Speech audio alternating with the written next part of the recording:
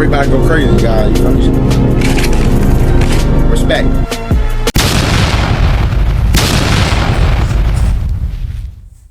Good YouTube, man. Thank y'all for 500 subs, man. We're gonna react to Gen Z obsession with violence. So, hey, let's get into it, man. Hey, I'm gonna start this off with a banger. My bad. It's been 4 days me not posting. Is because I'm in a new place, new environment. So no internet. So let's just get into this shit.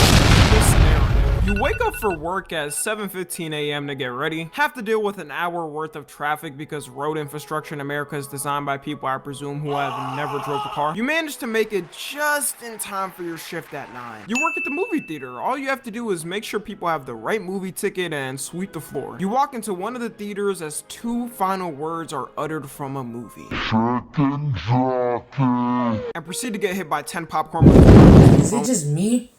Or like the movies does not hit the same. Like the movies that's in the movie theater is just not hitting the same how it used to, man. Back when we had Moana in 2016, that was the best year. I'm not gonna lie. 737. The Minecraft chicken jockey incidents are just one of many trends that Gen Z has done, which has related to things such as vandalism, general violence, and harassment. And I'm here to answer the question of why is Gen Z so violent? But before I start, that whole question can be answered pretty quickly. Some of you might be confused by the title because according to statistics, It's Gen Alpha, bro. Hey. I remember I was playing basketball with this one kid, bro. Hey, I'm cooking, like, ankles, bro. He grew like this tall. Hey, mind y'all, bro, jump up. oh! I'm telling y'all, chat.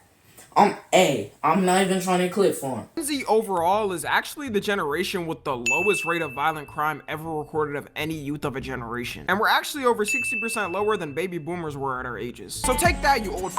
And now that I know about this, it's funny when I'm walking by grandma, she starts to clutch her purse. Like, I should be the one clutching my purse. Your generation was 60% more violent than us. So even though traditional violent crimes are way lower with us, we have way more of a psychological violence and mental violence. Just like I mentioned at the start of this video, one of our things is dangerous challenges. Growing up seeing these crazy challenges every year on YouTube did not help us develop well. Like, I remember the first time I saw someone doing the salt and ice challenge and thought how wild it was. If only they could see what we have now. People were intentionally burning their skin off for views and likes. And when you're a kid, you soak up things like a sponge. Because I don't know why, but my friends... Y'all know the big... My bad for pausing it, but y'all know the big battery that looked like this?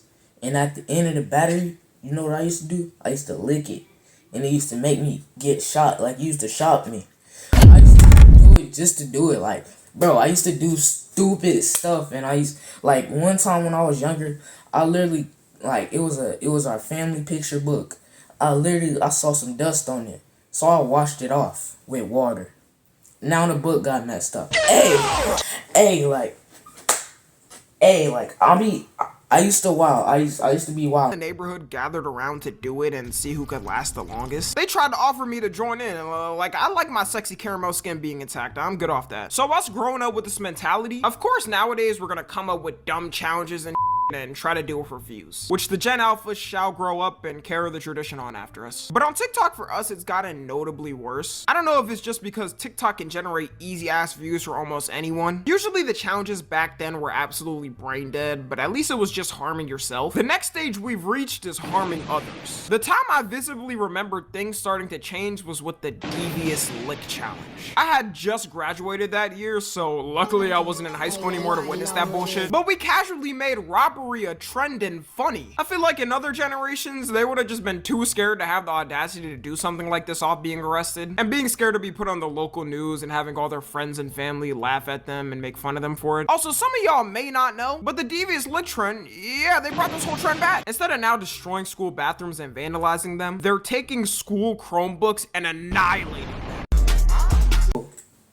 Bro, when I was at my old school, bro, they wanted to stick I gotta tell it, since this is the summertime, hey, stuff is about to come out, bro. They wanted to stick the lead inside the thing, bro. And I remember wanting to try it. I'm not gonna lie. So I got a pencil, and I put it close to it, and then bro gonna snitch. He gonna be like, I was in my math class too. You know the math teacher don't be playing like that. He gonna say, Corey trying to stick lead into the pencil. Oh! Ooh. Ooh, chat, bro. It's crazy, chat.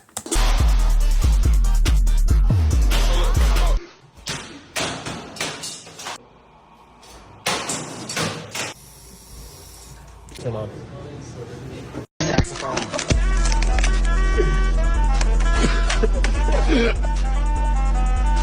I don't know if some of these high schoolers don't have a plan to go to college or get any future employment, but they're literally posting these videos on their personal accounts. You would think they would make burners so their school doesn't catch who's doing it, but you can search them on TikTok, Chromebook durability test yourself, and see how many of these high schoolers are doing it on their personal accounts. Then of course we got challenges like the Skull Breaker Challenge and the Penny Outlet Challenge. A lot of this is just for views, but there is another aspect to it in my opinion. I think what Gen Z really likes compared to other generations is the watching of people doing violent things. And this all stems from one place where everything on the internet links to. For demonetization reasons, I can't fully say it and I don't know if I can. It rhymes with lore, and scroll on IG Reels about 5 times and you'll probably see it. The impact content has had on Gen Z is bigger than people think. And there was always that one kid in school who would go around and try to show people weird videos like that. Those type of dudes were definitely school threats. Seeing these type of videos in general is bad for you, but for somebody with a growing mind seeing it, it's even worse. Which is why I think it's an aspect in us being obsessed with dangerous trends. We're so desensitized to us, it don't even matter anymore. I don't think humans were meant to see this much violence in our lifetime. In past generations, you couldn't casually see this stuff. I genuinely think if something like 9/11 happen nowadays, people would probably forget after a week when another catastrophic event happens and start posting brain rot memes of the Twin Towers. Shows back then used to get in deep trouble when they made a joke about 9/11. It took multiple years for shows and movies to start making jokes because they knew the public would tear them up. But nowadays you'll have a bunch of people in the comments typing, oh man, TS funny as hell, keep it up, gang. I know not everyone in our generation is like that. A lot of us know when the right time is to make a joke and when it isn't. Looking at IG Reel comments though shows you the other side of people who don't know and don't care. IG Reels to me is like the kick of short form content. People will say comments that isn't even formed as a joke and people die laughing at it. Going back to the challenges, maybe this isn't the end all be all for the challenges. Recently the Ice Bucket Challenge started making its comeback, and that's what I want to see more of. Like, let's bring back the wholesome challenges on the internet. Our generation's obsession with serial killers too is also a weird thing. The fact that serial killers be having lines of women ready for them is such a weird concept to me. I just want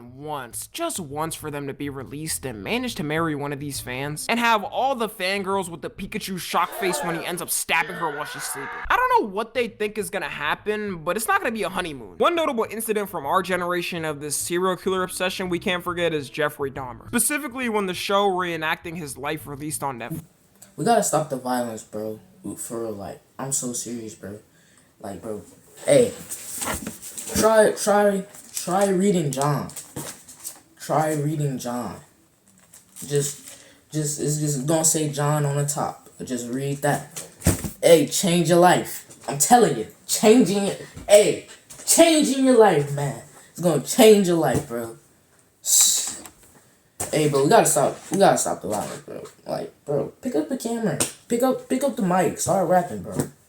Gotta stop it, bro. You see, Jeffrey Dahmer already had fangirls back in the 90s when he first got locked up, sending him all their money and gifts and their nudes. Sending a gay man your nudes as a woman has got to be the biggest intentional airball of all time. I would say a majority of Gen Z did know about Jeffrey Dahmer, but a lot of people didn't. So when Netflix released this show and it went #1, he got introduced to a whole new generation on the mainstream. And as they always say, history repeats itself. TikTok was flooded with simp edits for him. They took no time immediately making edits of him on TikTok. Didn't know. Psycho killer. Itchy till I die. All these lollies call me rubbing on her thigh. TikTok had to go on a spree deleting a bunch of these edits after they were going viral. And you could see a bunch of women in the comments talking about he's so dreamy and kind-hearted. I say we f around and let them find out. Oh wait, we can't because he's dead. Even killers in our generation are getting simped over. In 2021, a guy named Cameron Herron got sentenced to 24 years in prison. The reason was because he was speeding and hit a mom with her daughter, killing them on the spot. One of the most heartless things you can do. And just like Jeffrey Dahmer, they were making edits of Cameron.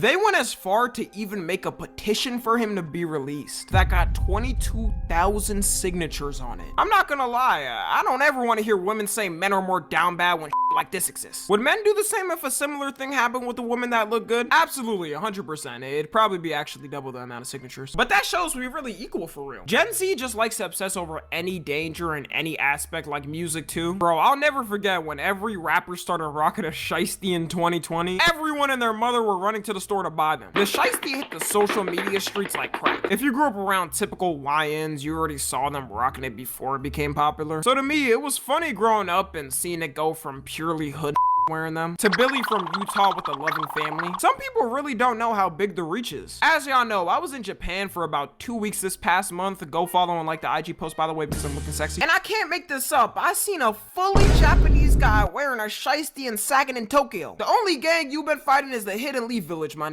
Take that off. Out of rap, our generation takes the most dangerous aspects and tries to emulate it. It can't be that lyrical because people call that corny. Exactly. You pull up to the function rapping like Eminem and people are just gonna die laughing at you. Gangster rap from the past versus now doesn't even come close. Back then, the most you had was 50 Cent and you knew his lore and how he grew up in the streets. People thought they were leading the hood when listening to Many Men. But nowadays, you got whole documentaries on rappers who are admitted serial killers. King Von becoming so big has gotta be an indicator that our generation is really obsessed with. It's so many times people saying I'm look like King Von just cause my locks, bro. Hey, bro. One more person say that, bro. One more person say that, bro. It's up. I'm telling you, it's up. One more person. Just one more person.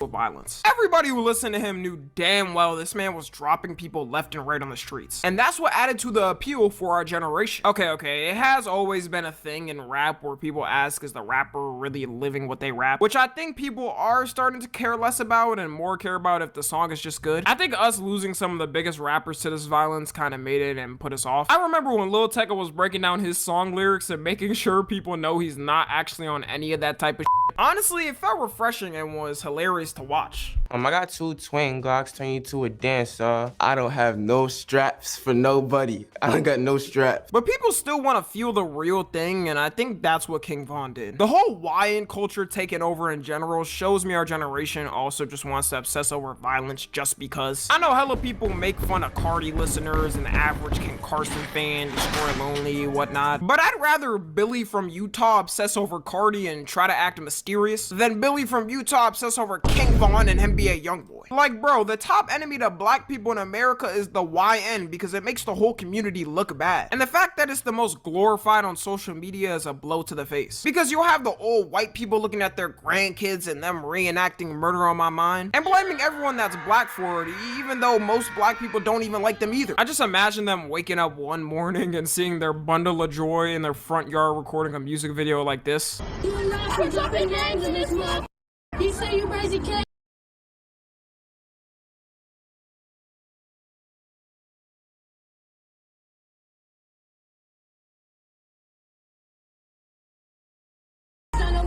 If you're on this fucking shit, I try to skin put my hoodie up and bust a flag. I remember walking, taking buses, now I'm on the plane. So anyways, that's everything overall. Let me know how violent y'all are in the comments. Follow me on Twitter, Instagram, and TikTok. As always, I love you guys consensually. And until next time, I'm out.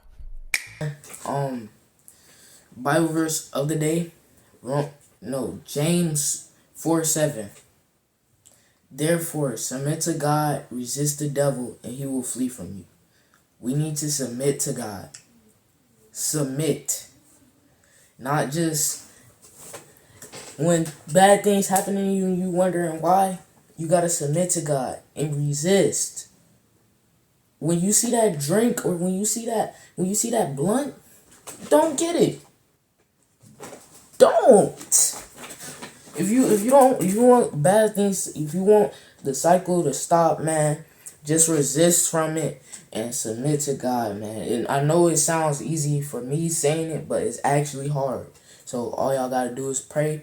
I pray for y'all. Y'all just tell me to pray in the comments. Like I literally answer to all of y'all, man. Even when sometimes when it's hate comments, bro. So Jesus loves y'all, man. I love y'all too, man. 3X Nation, I'm out. Peace.